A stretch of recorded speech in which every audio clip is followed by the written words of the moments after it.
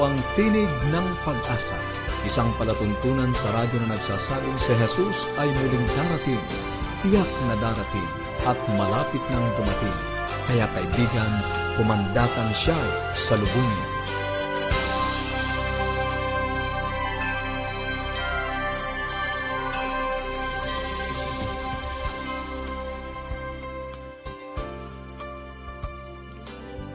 Maligaya at puno ng pag-asang pakikinig mga kaibigan. Ako pa rin po ang inyong lingkod, Lou de los Reyes, ang inyong kaibigan dito sa Tinig ng Pag-asa.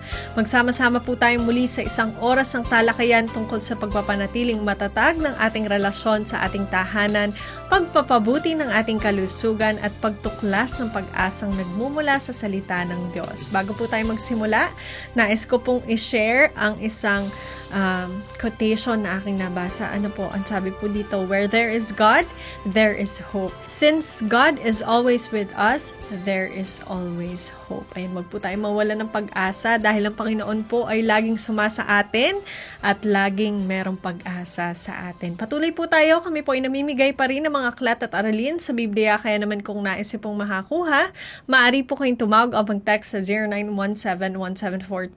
0917-1742-777. Ulit ko po, 0917-1742-777 o kaya naman sa 0968-8536-607 0968-8536-607. At para naman po sa ating toll-free number para sa ating mga kababayan sa ibang bansa, maaari nyo pong i-dial ang 1-800-132-20196 1-800-132-20196. At para naman po sa ating Facebook page, maaari po kayo magtungo sa facebook.com/AWR Luzon, Philippines o magpadala ng email sa connectedadventist.ph. Kung nagnanais naman po kayo makakuha ng ating readily available na Bible Study Guide, maaari po kayo magtungo sa bibleschools.com/Central Luzon.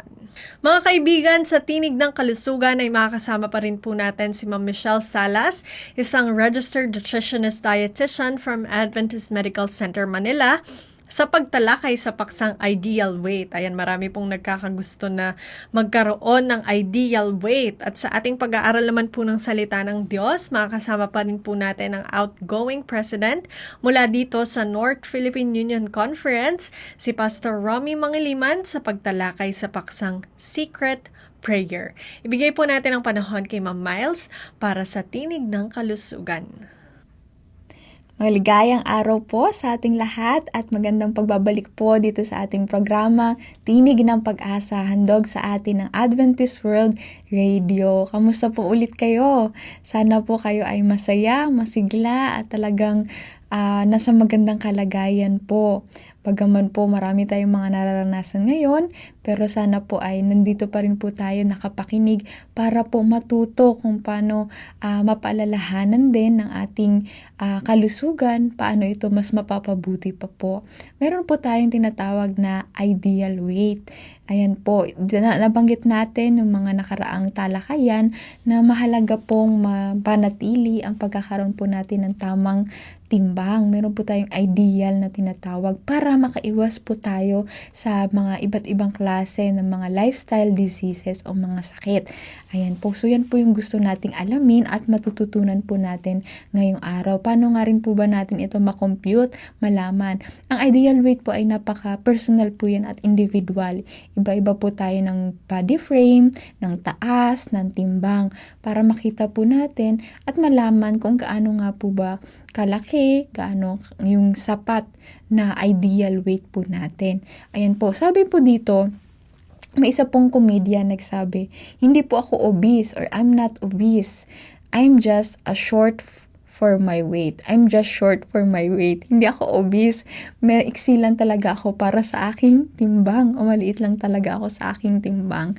Ayan po, kahit mapaliit kayo, mapamaliit, matangkad, marami pong, kakaunti pong mga tao ang masaya talaga sa kanilang timbang o gaano sila nagwe-weigh. So, dapat po confident tayo. At paano tayo maging confident? Pag naabot po natin kung ano po yung ideal na timbang po natin para sa ating sarili. Paano nga po ba natin masasabi kung tayo ay fit or fat? Ayan po, kung healthy tayo or not. Ayan po. Yung isa pong person, no, sa isang tao, yung kanyang timbang, sabi ko natin kanina, highly individual po yan.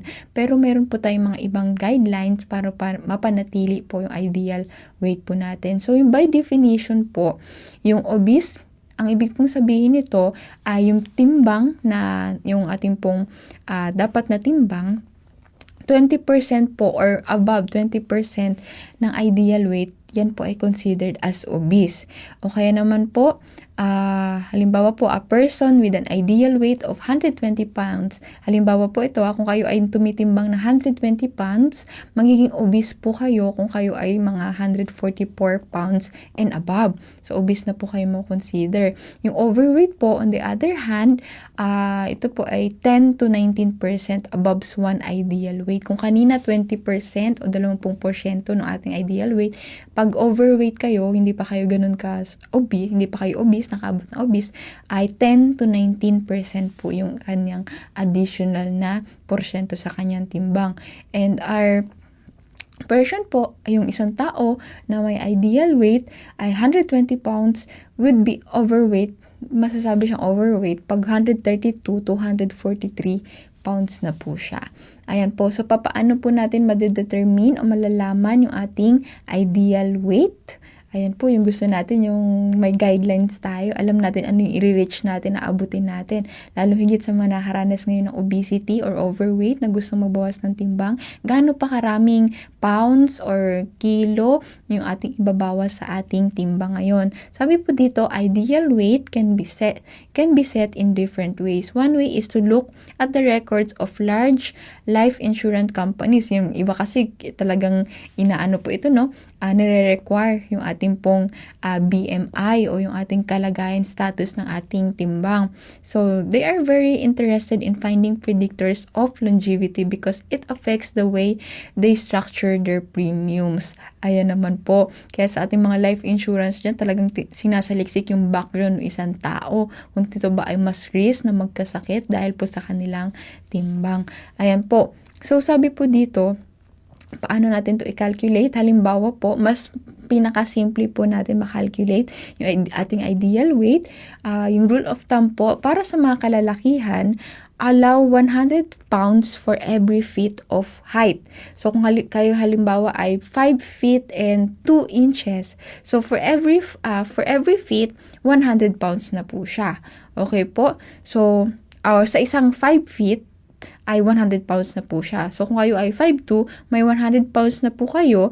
Then, for every inches po, sa tuwing dadagdag tayo ng inches, additional 6 pounds po siya. So, kung 5'2" kayo, may 100 inches na kayo dahil sa 5 feet, and then, i-add nyo lang po yung additional 2 inches, times nyo lang po sa 6, and yan po ay lalabas ay 12. So, ang inyo pong total pounds is 112 pounds po dapat yung inyo pong ideal weight.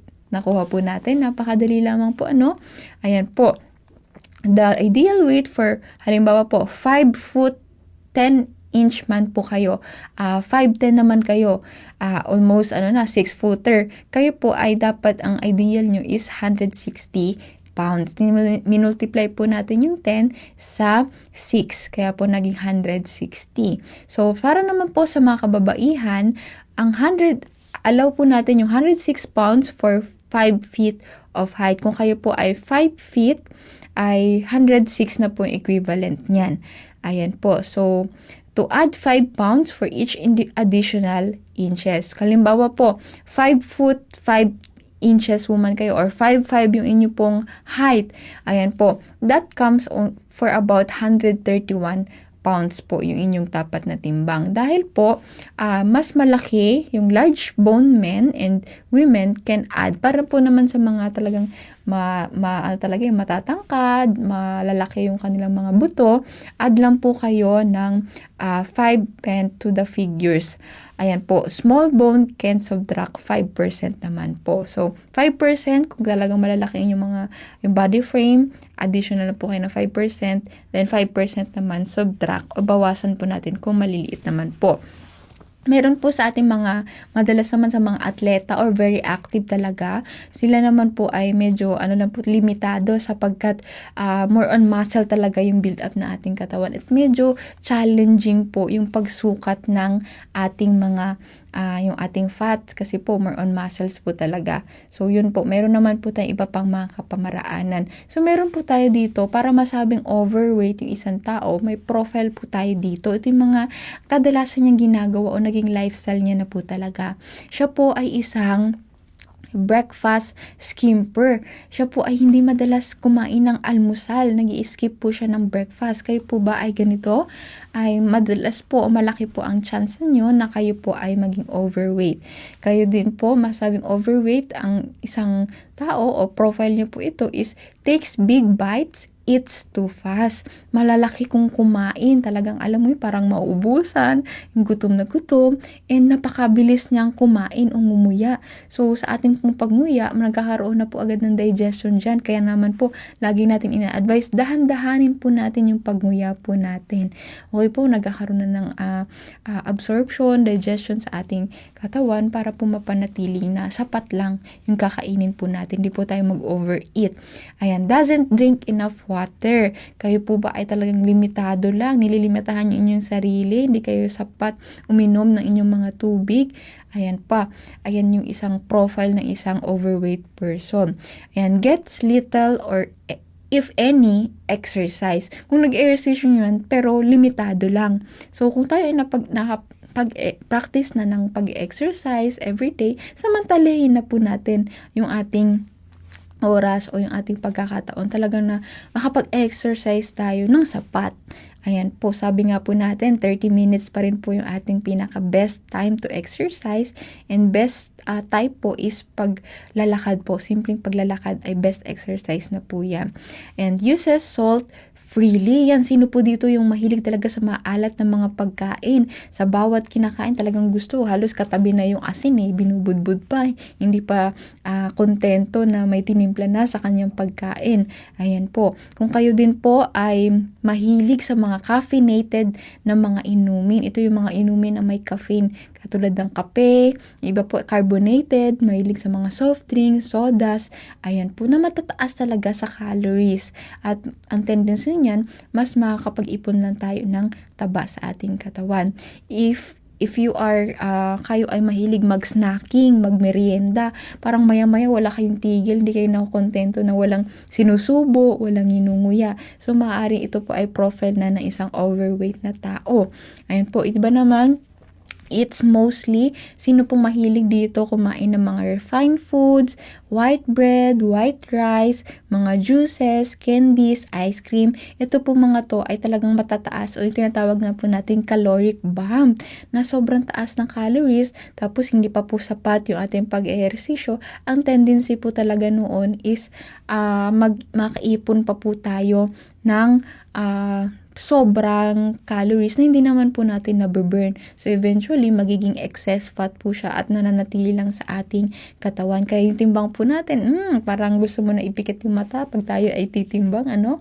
So whether we are obese or not, still depends on the relationship between amount of food we eat and the energy we use. Lagi po yung dapat mapanatili natin balanse. Yung ating, kung kayo ay, yung ay na-reach natin yung ideal weight, sapat yung kinakain natin, hindi kulang, hindi sobra. Yung ating pong pag-ehersisyo, sapat din po sa kung anong kinakain natin. So, hindi kulang, hindi din sobra sa ehersisyo. So, yun po yung nagiging problema sa panahon natin ngayon dahil sobra tayo sa kinakain po natin, hindi pa tayo masyadong aktibo o nakapag-exercise. Kaya eventually, naiipon po yung ating mga taba. Kaya naman po, alamin po natin yung ating yung simpleng computation po na naituro kanina, yung rule of thumb, alamin po natin yung ideal weight po natin para alam po natin yung goal natin kada araw o kada sa buong buhay po natin. Alam natin na monitor natin na baka naman sumobra na ako sa aking timbang. Mas maganda pong malaman at ma-evaluate po yung ating sarili. Sabi po dito, obesity, if your weight takes you past overweight, then stop. You are in danger and need to take immediate action. Huwag po kayong magpakampante na overweight na kayo at mananatili na lang kayong overweight or obese. Dapat po maalarma tayo na gumawa tayo ng pagbabago sa ating lifestyle para tayo po ay maabot natin yung normal or ideal na timbang po natin. Ayan po, don't let anything stand between you and daily exercise. Maging porsigido po tayo na kailangan ko mag-ehersisyo para mapanatili ko ang aking ideal weight. Learn the principles, learn in the previous yung mga binanggit po natin ng mga nakaraang diskusyon kung paano mapanatili yung ideal body weight. And if you change your lifestyle now, you can feel years younger and enjoy longer, healthier life. Ayaw natin na makaiwas lang sakit. Gusto din natin mapahaba yung ating mga buhay. Yung kamatayan po, hindi po yan may iwasan. Parte po yan ng ating buhay. Pero para po mas ma-enjoy natin yung ating buhay, syempre gusto po natin tayo ay malusog. Makaiwas po tayo sa hassle ng mga sakit na yan. Ang hirap po kayong mabuhay na sa isang araw may dinadamdam, may dinadalang sakit. So gusto po natin makaiwas sa mga sakit at gusto natin talaga maging malusog po tayo. Magawa po natin yung ating mga gampanin at yung ating mga pangarap sa buhay at talaga naman ay ma-enjoy po natin yung oras natin kasama natin ang ating mga pamilya. Kaya naman po, ang challenge na ibibigay ko po sa inyo, a support network can keep you going when you feel like giving up. So maganda po may support group po tayo. Ito po, hindi na tayo lalayo. Pwede ang ating pamilya, pwede ang ating matalik na kaibigan, pwede po yung ating churchmates, yung ating mga mahal sa buhay, o grupo man yan, o mga individual o mga partners. Ayan po, maganda po na may support system po tayo. Find someone else interested in losing weight. So maganda po kasi may kasabay tayo nagpapapayat, may kasabay tayo nagpapabawas ng timbang hanggang maabot po yung ideal weight po natin. Working together will make reaching your goals twice as easy and twice as enjoyable. Gusto natin nag-enjoy tayo. Maganda yung may kay accountability partner. O ganito na, alam mo ba, ito yung naging struggle ko. Ito yung naging challenge ko, pagsubok ko ngayon. Nahihirapan ako i-overcome tong pagkain na to. So maganda po yung may nakaka-relate ka. Di ba po? So mas madaling gawin isang bagay. At nasa challenge ka din na siya nagawa na ito. Kaya ko din. Ma-encourage mo din yung inyong sarili. Ayan po. Also, graph your weight periodically and then post the record to keep you motivated. Ito po yung challenge ko sa ating mga kaibigan na overweight or obese o yung gusto pa talaga mapanatiling ideal weight. Gumawa po kayo ng isang larawan or graph para makita nyo po, ma-monitor nyo yung improvement nyo. Yun naman po yung maganda. Nakikita din natin at nasa-celebrate natin yung mga, kahit maliliit man yung mga victory or changes na nagawa po nating resulta. So, yun lamang po ngayong araw na ito. Nawa po ay marami kayong natutunan sa ating diskusyon. Ipagpapatuloy po natin ito pong ating talakayan. Salamat po and God bless. Maraming salamat po, Ma'am Miles. Mga kaibigan, ano po ba ang ideal weight ninyo? I hope natulungan po tayo nitong ating naging paksa ngayong umaga upang ma-achieve po ito at maiwasan natin yung mga temptations para hindi po tayo kumain at ma-achieve po natin itong ating ideal weight. Ayan, kung kayo po ay may mga katanungan tungkol sa ating napag-aralan, maaari po kayong tumawag o mag-text sa 0917-1742-777. Inulit ko po, 0917-1742-777 o kaya naman sa 0968-8536-607 0968-8536-607 at para naman po sa ating toll-free number, i-dial lamang po ang 1-800-132-20196 1-800-132-20196 at para naman po sa ating Facebook page, maaari po kayong magtungo sa facebook.com/AWR Luzon, Philippines o magpadala ng email sa connect@adventist.ph. Mga kaibigan, sa pagkakataong ito, tayo po muna ay makakarinig ng isang makalangit na awitin.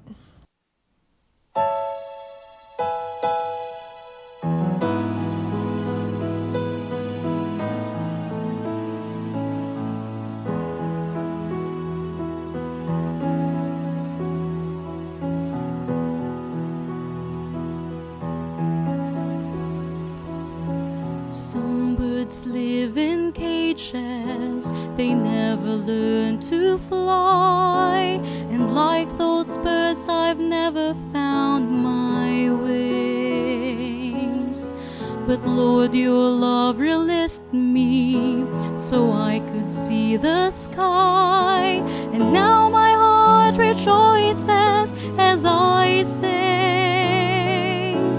Spirit wings, you left me over all the earthbound things, and like a bird my heart is flying free.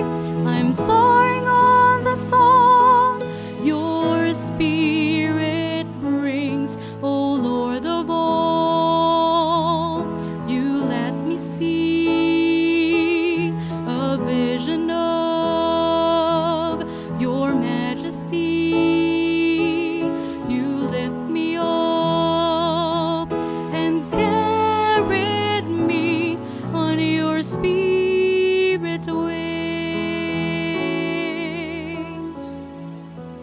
Now that I'm feeling lonely, I just look to you, and soon my heart is soaring high above. Everything is clearer from your point of view. Lifted up in spirit wings of love. Spirit wings, you lift me over all the earthbound things, and like a bird my heart is flying free. I'm soaring on the song your spirit brings, O Lord of all. You let me see a vision of your majesty. You lift me up and carried me on your spirit wings. Spirit wings, you lift me over all the earthbound things, and like a bird my heart is flying free. I'm soaring on the song your spirit brings, O Lord of all. You let me see a vision of your majesty. You lift me up and carried me on your spirit wings. Spirit wings.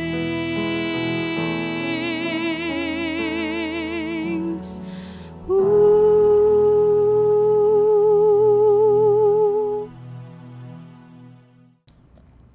Maraming salamat po sa napakagandang awitin. Tayo po ay dumako na sa pag-aaral ng salita ng ating Panginoon. Ang ating pong paksa ngayong umaga ay Secret Prayer. Ibigay po natin ang panahon kay Pastor Romy. Kumusta ka, kaibigan? Napakabuti ng ating Diyos. Ano pat sa araw-araw Kanyang pinaparanas ang Kanyang dakilang pag-ibig, ang Kanyang maraming pagpapala. Muli, narito ang iyong kaibigan sa teleradyo, Pastor Romeo Mangiliman, na nagsasabing napakabuti ng Diyos, kaibigan.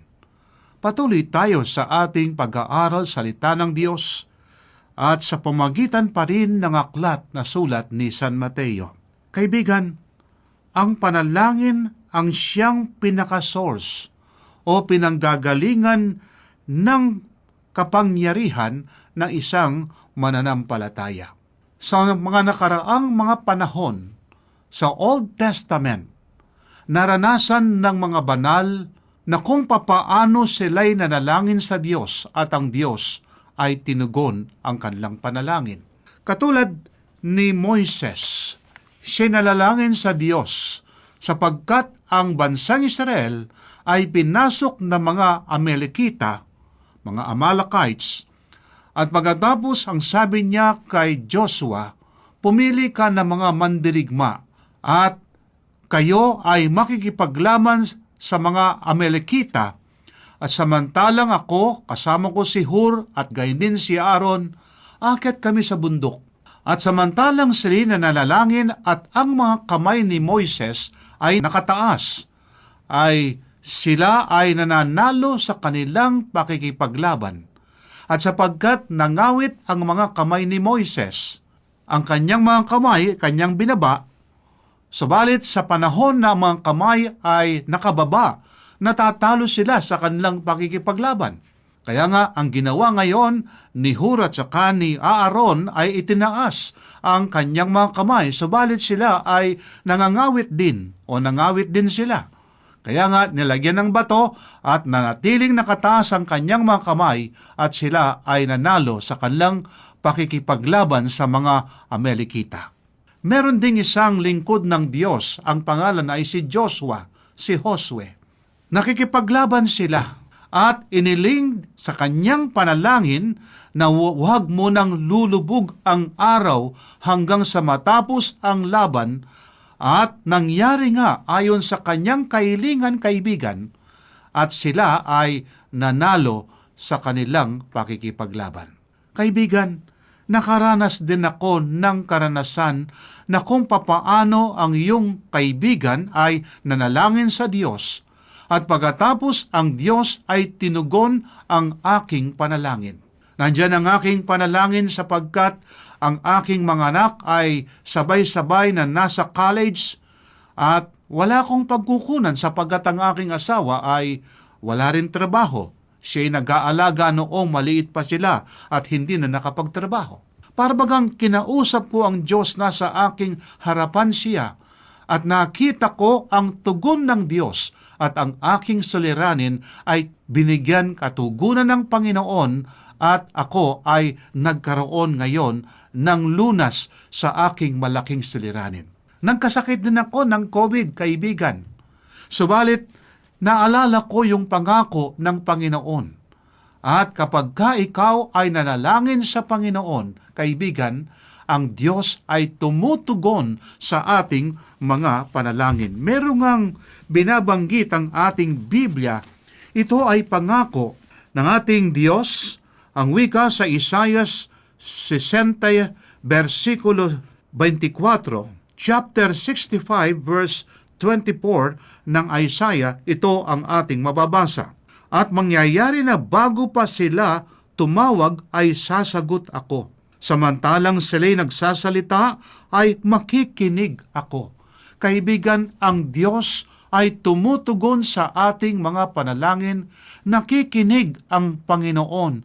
Sapagkat kapag ikaw at ako ay nagbabasa ng Biblia, ang Diyos ay nangungusap sa iyo at saka sa akin. Pero kapag tayo ngayon ay nananalangin, tayo ngayon ay nakikipag-usap sa Diyos at ang Diyos ay nakikinig sa ating panalangin. At ang sabi pa sa aklat ng Jeremias, Kapitulo 33, versikulo 3, ganito ang pangako ng ating Diyos. Tumawag ka sa akin at ako'y sasagot sa iyo, at magsasabi sa iyo ng mga dakila at makapangyarihang bagay na hindi mo nalalaman. Napakagandang pangako ng Panginoon. Kapag ikaw ay tumawag sa Kanya na merong taimtim na panalangin, kaibigan, ang sabi ng ating Biblia, ang ating Diyos ay sasagot.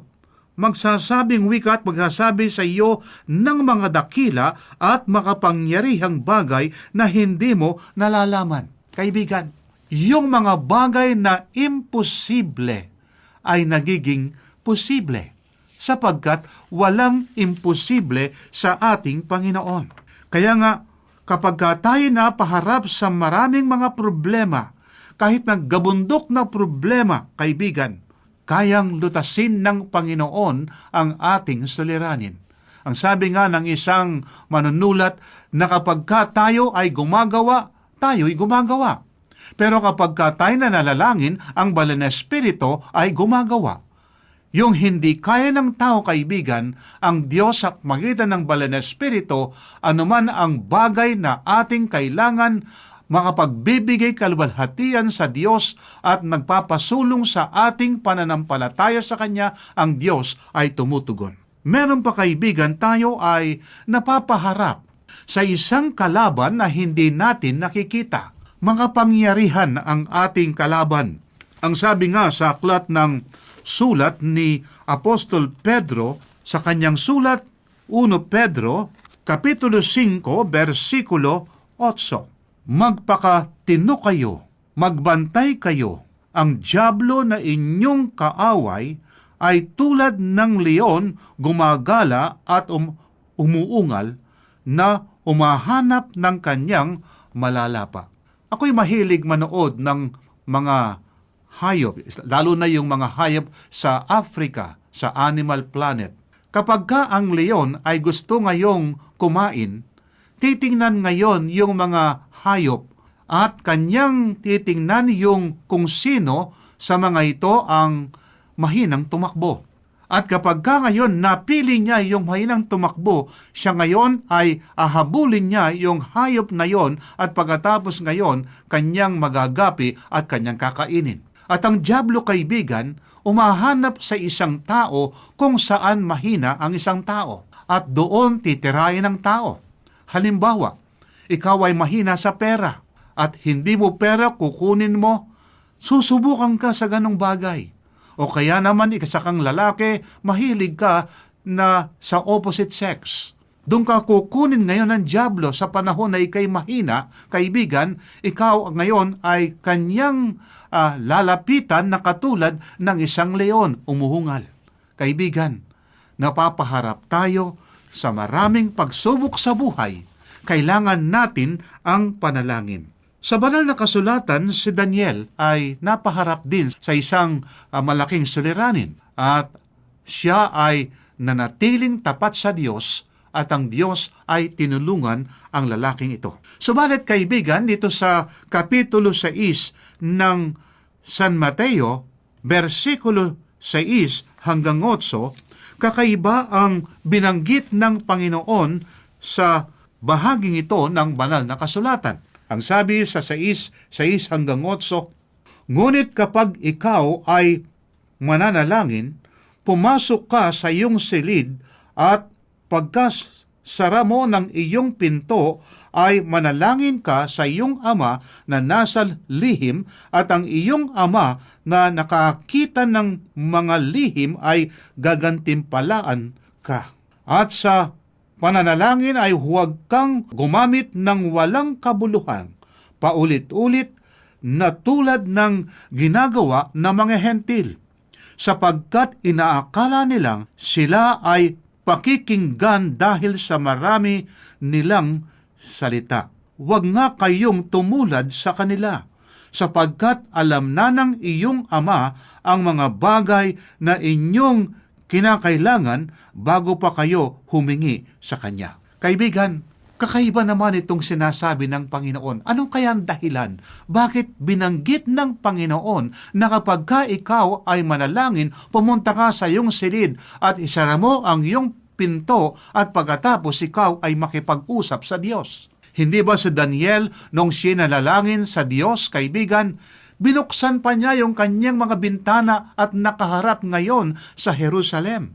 Kaya nakita siya, maaring gawin ngayon ni Daniel na huwag munang manalangin na nakabukas ang kanyang mga bintana.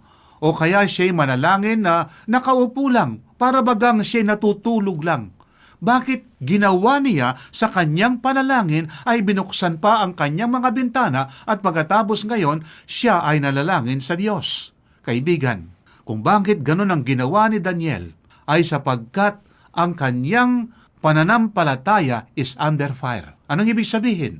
Ang kanyang pananampalataya ay masusubok at nasubok nga, kaibigan, at siya ay nagtagumpay sa kanyang pananampalataya. Subalit ang ating Panginoon sinasabi sa atin na kapag tayo manalangin, kaibigan, tayo ay papasok sa kwarto at pagkatapos isara natin ang pinto. Anong dahilan? Bakit binanggit ito ng ating Panginoon? Merong binabanggit sa versikulo 5 bago yung 6 ang wika, at kapag kayo ay nananalangin, huwag kayong maging tulad sa mga mapagkunwari, sapagkat ibig nilang tumayo at manalangin sa mga sinagoga at sa mga panulukan ng mga lansangan upang makita sila ng mga tao. Katotohanan, sinasabi ko sa inyo, tinanggap na nila ang kanilang gantimpala. Kung bakit ang Panginoon ay nagkaroon siya ng isang payo na kapag tayo nalalangin ay kinakailangan papasok sa ating kwarto, sapagkat ang mga lalaki na noong una sa panahon ng Panginoon ay kapag nalalangin sila, yung mga Pariseo, sila ngayon ay nagkukunwari na anupat wala sa kaibuturan ng kanilang puso ang kanilang panalangin, sapagkat gusto nilang makita sila ay para bagang sila'y mga banal. Para bagang sila'y karapat-dapat sa Diyos. Kaibigan, katulad ng nalalangin na Pariseo sa templo, ang sabi, Panginoon, ako'y nagpapasalamat, hindi ako katulad ng taong ito na masama, makasalanan siya, maningil ng buwis siya, at ako, ang sabi niya, ako'y nagbibigay ng limos, ako'y nagbabalik ng tapat na ikapo, at ako ay nagbibigay ng handog. At sinabi niya ngayon, yung kanyang mga ginawa, ito ay para bagang karangalan sa kanyang sarili, kaibigan. Kaya nga, sabi ng Panginoon, huwag pakunwari ang iyong panalangin. Kaibigan, ang sabi nga, the place of prayer is for the Lord and you. Ang lugar ng panalangin ay para sa iyo at para sa Diyos, kaibigan. Na para bagang wala ng iba na maaring lapitan kundi ang Diyos, at sa Diyos naman para bagang ikaw na lang ang tao, at anuman ang iyong pangangailangan sa buhay, ang Diyos ay tumutugon. Kaibigan, ang Diyos ay nakikinig sa panalangin na lihim ng kanyang isang anak. Alam natin ang Diyos ay Diyos ng pag-ibig.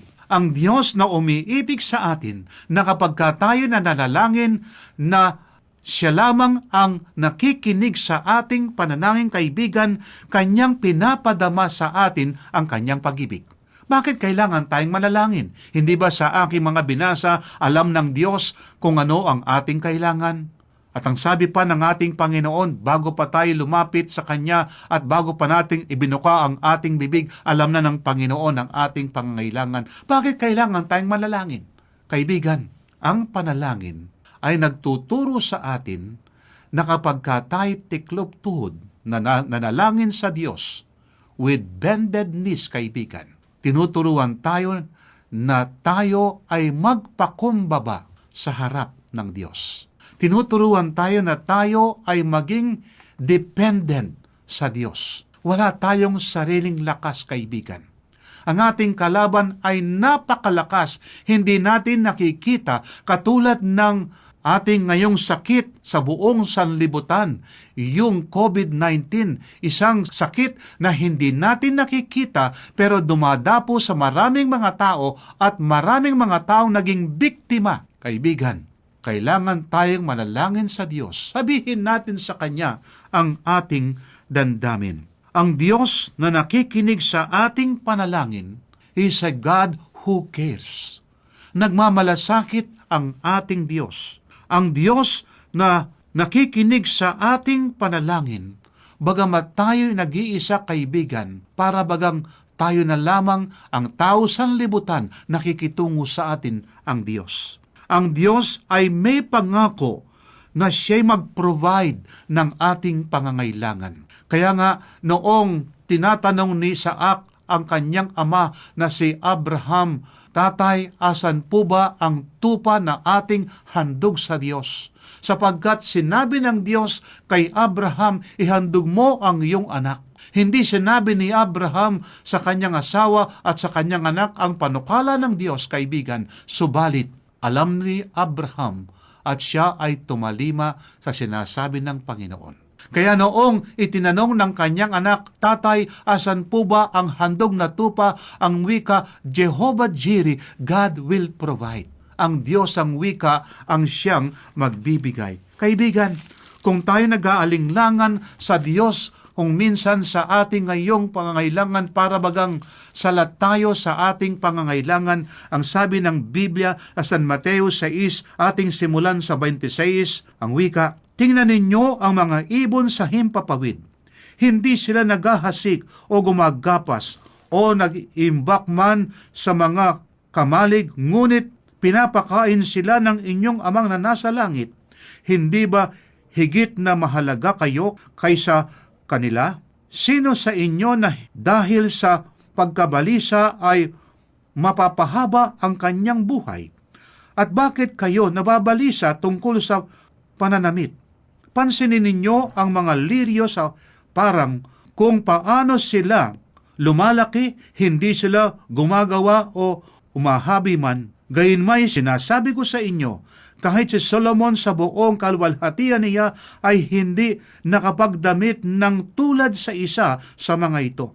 At kung gayon, binibihisan ng Diyos ang damo sa parang na ngayon ay buhay at sa kinabukasan ay itinatapon sa kalan, hindi ba lalo ninyo niya kayong bibihisan o kayong maliliit ang pananampalataya? Kaya huwag kayong mabalisa, ang wika, na magsasabi ano ang aming kakainin o ano ang aming iinumin o ano ang aming kakainin o isusuot, ang wika. Kaibigan, ipagkakaloob ng Diyos ang ating pangangailangan. Jehovah Jireh. Secret prayers bring public answers. Ang mga panalangin natin sa isang secret place, kaibigan, tayo ngayon ay tutugunan ng Diyos sa ating pangangailangan. Kaya nga, secret prayer involves just two, ikaw at gayon din ang Diyos. Ang pangalawa na leksyon sa ating pag-aaral na ito, secret prayer isn't advertised.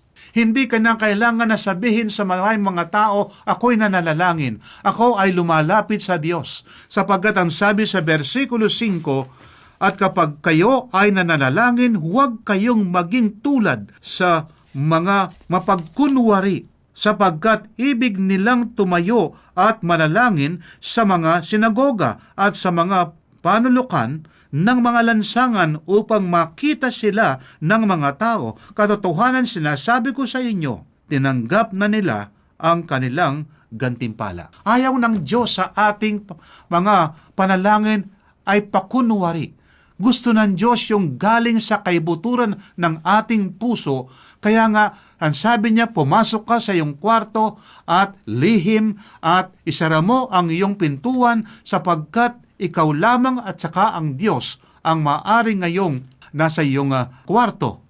Kaibigan, hindi pa kunwari ang panalangin. Kinakailangan ito ay isang matayimtim na ating gagawin na sa harap ng ating Panginoon. Kaibigan, ang secret prayer doesn't cultivate a reputation. Kapag ka ang Diyos lamang ang nakakaalam, hindi upang ito ay parangalan tayo ng sino man, kaibigan. Para bagang sabihin, banal tayo. Hindi ganon, kaibigan. At ang secret prayer doesn't promote hypocrisy. Ang panalangin na kayo lamang ng Diyos ang nakakaalam, hindi ito nagpapasulong ng pagiging hipokrito. Ang secret prayer doesn't keep earthly rewards. Ang sikretong panalangin sa ating Diyos ay hindi niya ginagawa na ang ating pangangailangan ay hindi pagkakaloob, kundi ipinagkakaloob ng ating Panginoon yung ating sinasabing earthly rewards. At ang panalangin, kaibigan, na secret prayer, hindi ito nagbibigay ng honor sa harap ng mga tao, manapay sa harap ng ating Diyos. At gayon din, ang sikretong panalangin touches the heart of God. Ang panalangin na matayimtim, ikaw lamang at saka ang Diyos, kaibigan, ito ngayon ang umihipo sa puso ng Diyos. Nanupat ang kanyang tugon sa iyo ay para sa kayong ikabubuti. Ang pangatlo, kaibigan, kung ano ang leksyon natin sa ating binasa, secret prayer cannot be program. Ang sikretong panalangin, kaibigan, ay hindi kailangan na para bagang ito ay ipoprogram mo, kundi ito kung ano ang nasa ating puso't isipan, ito ang ating sinasabi sa Diyos na katulad ng pakikipag-usap sa isang kaibigan. Secret prayer springs from a quiet heart. Ang panalangin na ito ay lihim, kaibigan, ito ay nanggagaling ngayon sa puso ng isang mananampalataya. Secret prayers can bring awakening to churches. Ang panalangin na taimtim na ito ay sikreto, kaibigan, ito ay nagpapagising sa iglesia. Ang sikretong panalangin ay nagdadala ng pag-asa sa isang tao, kaibigan. Sapagkat kung minsan para bagang wala na tayong pag-asa sa buhay, pero ang Diyos ay nagbibigay ng pag-asa. Kaya nga, yung pangako ng Panginoon na siya muling darating, ang sabi ni Apostol Pablo sa kanyang sulat kay Tito, ito ay blessed hope. Ang sikretong panalangin ay ibinabalik ang pag-ibig sa isang tahanan na nagkaroon ng suliranin. Ang sikretong panalangin, kaibigan, ay nagbibigay ng mga pagpapala at nagbibigay kaluwalhatian sa Diyos. Kaibigan, kailangan natin ng panalangin na ito, taimtim, hindi yung pakunwari. At ang sikretong panalangin, kaibigan, ay nagdadala ng revival and reformation sa buhay ng mga anak ng Diyos, na napat ating masumpungan ang katugunan ng ating Panginoon, kaibigan, sa isang panalangin na matahimtim na sikreto, ikaw lamang at ang Diyos ang nakakaalam sa iyo ngayong sinasabi. Hindi ko sinasabi na tayo ay hindi na manalangin, kaibigan, ng pampubliko. Kinakailangan ng ating panalangin ngayon ay magbibigay kaluwalhatian sa Diyos. Hindi natin itataas ang ating sarili, kundi ang Diyos ang ating itataas. Kaibigan, kailangan natin ang mataimtim na panalangin na secret prayer na ating sabihin sa Diyos ang ating damdamin. Bago tayo manalangin, nais kong basahin ang sinasabi sa ating Biblia dito sa Filipos 4:6 at 7. Huwag kayong mabalisa sa anumang bagay, kundi sa lahat ng mga bagay, sa pamamagitan ng panalangin at pagsamo na may pagkapasalamat, ay ipaalam ninyo ang inyong mga kahilingan sa Diyos, at ang kapayapaan ng Diyos na hindi maabot ng pag-iisip ang mag-iingat ng inyong mga puso at mga pag-iisip kay Kristo Jesus. Kaibigan, meron ka bang kahilingan sa Diyos? Sabihin mo sa Panginoon. Maaaring ika'y nag-iisa sa iyong kwarto, o kaya naman kasama mo ang iyong kasambahay o yung iyong mga anak at asawa. Kaibigan, sabihin sa Panginoon na galing sa kaibuturan ng iyong puso ang iyong kahilingan sa Kanya, at ang Diyos ay tutugon sa iyong panalangin. At sa oras na ito, kaibigan, tayo manalangin na sama-sama at sabihin natin sa Panginoon ang ating pangangailangan. Tayo manalangin. Dakila at mapagpala po naming Diyos, itinataas po namin ang aming tagapagligtas. Siya ang source ng aming kalakasan. Itinuro sa amin na kami ay manalangin upang kami ay makipag-usap sa aming Diyos. Dakilang Diyos, maraming salamat sa inyo pong mga pangako. Ng aming Diyos ay tumutugon sa aming mga kahilingan. Aking pong nilalapit, Panginoon, ang pangangailangan ng aking kaibigan. Marahil nawalan siya ng trabaho. Marahil meron siyang suliranin sa kanyang tahanan. At wala siyang maaaring puntahan kundi kayo, Panginoon. Tugunan po ang kanyang panalangin. Ipagkaloob po ang kanyang pangangailangan. Napapaharap po kami sa maraming mga suliranin, O Diyos. Subalit, mayroon po kaming pananampalataya. Ang aming Diyos ay tumutugon sa kahilingan ng kanyang mga anak. Marami pong salamat ng aming Diyos ay pinakinggan at tinugon ang aming panalangin sa pangalan po ng aming Panginoong Jesus. Amen. Kaibigan, pagpalaing ka nawa ng ating Panginoon. Tandaan natin ang Diyos ay tumutugon sa panalangin ng kanyang mga anak. Maraming salamat po, Pastor Romy. Mga kaibigan, nawa po tayo pinagpala sa mensahe na ating napakinggan ngayong umaga. Kung kayo po ay may mga katanungan, maaari po kayong tumawag o mag-text sa 0917-1742-777. Inuulit ko po, 0917-1742-777. O kaya naman sa 0968-8536-607. 0968-8536-607. At para naman po sa ating toll-free number, dahil lamang po ang 1-800-132-20196. 1-800-132-20196. At para naman po sa ating Facebook page, maaari po kayo magtungo sa facebook.com/AWR Luzon, Philippines o magpadala ng email sa connect@adventist.ph. Maraming salamat po mga kaibigan sa inyong patuloy na pagtangkilik sa ating palatuntunan at sa ating pansamantalang paghiwahiwalay. Baunin po natin ang mga salita ng ating Panginoon sa Isaiah 59:1. Narito ang kamay ng Panginoon ay hindi maikli na hindi makapagligtas, ni hindi mahina ang kanyang pandinig na ito'y di makarinig. Bukas pong muli.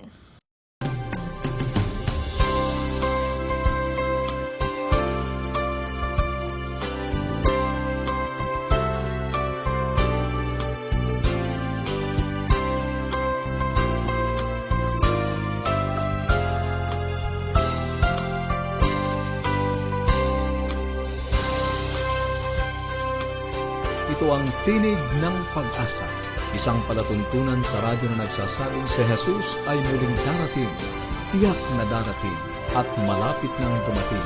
Kaya kaibigan, kumandatan siya sa lubungin.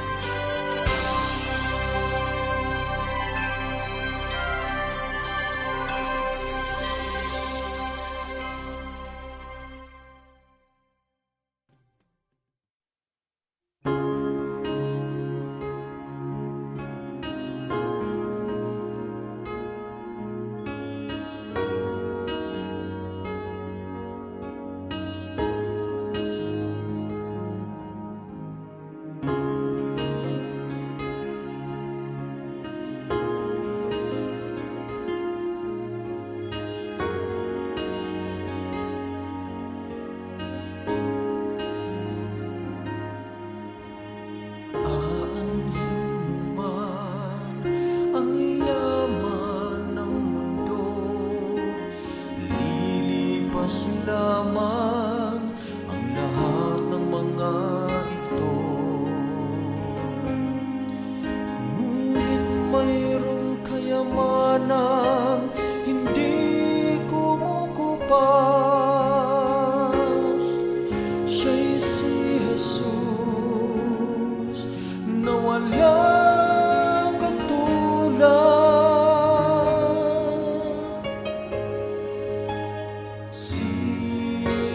Jesus ang tanging yamang totoo. Siya'y higit pa sa kayamanan ng mundo. Wala ka nang hahanapin sa Kanya kung ika'y lubos na magtiwala.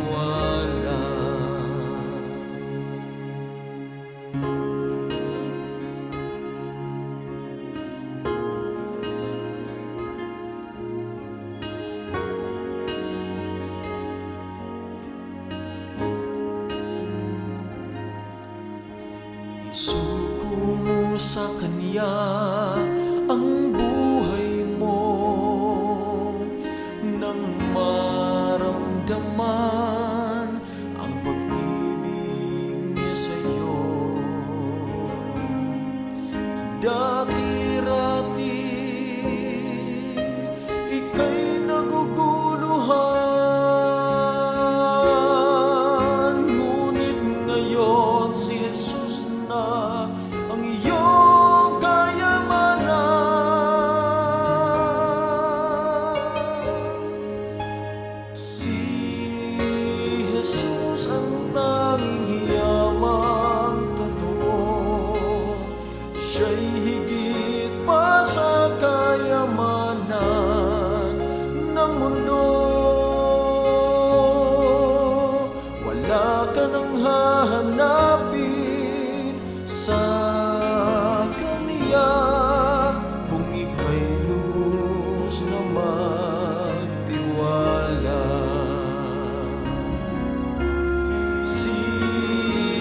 Jesus ang tanging yamang totoo. Siya'y higit pa sa kayamanan ng mundo. Wala ka nang hahanapin sa kaniya kung ika'y lubos na magtiwala. Kung ika'y lubos na magtiwala.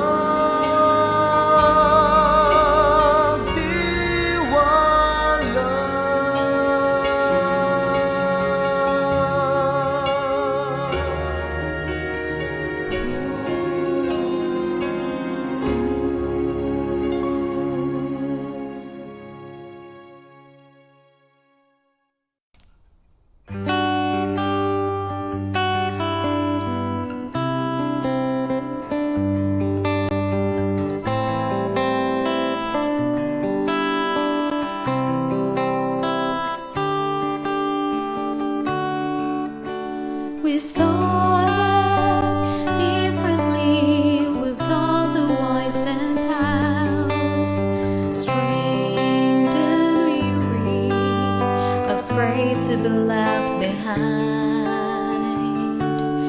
We've been this through, but we're eager to subdue. For God supplied His grace on us anew. Resilience made possible for me and you. We've been resilient, for He carried us through. We couldn't be frustrated after all that we've been through, but praise God, He made us able to renew.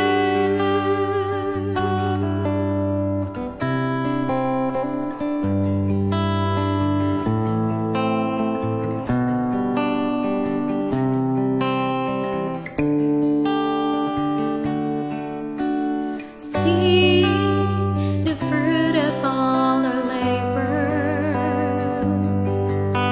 We couldn't take the credit, we must give God the honor. Just lean on Him so that we will endure. We must hold on, for in Him victory is true. Resilience made possible for me and you. We've been resilient, for He carried us through. We could have been frustrated after all that we've been through, but praise God, He made us able to renew. Resilience made possible for me and you. We've been resilient, for He carried us through. We could have been frustrated after all that we've been through, but praise God, He made us able to renew. We could have been frustrated after all that we've been through, but praise God, oh praise God, yes praise God,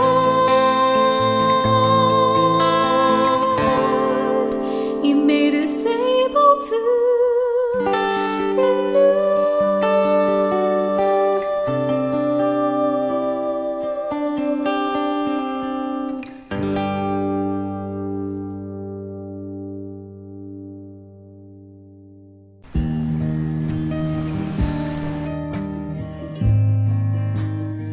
Every hour of every day, someone, somewhere is praying for the outpouring of the Holy Spirit.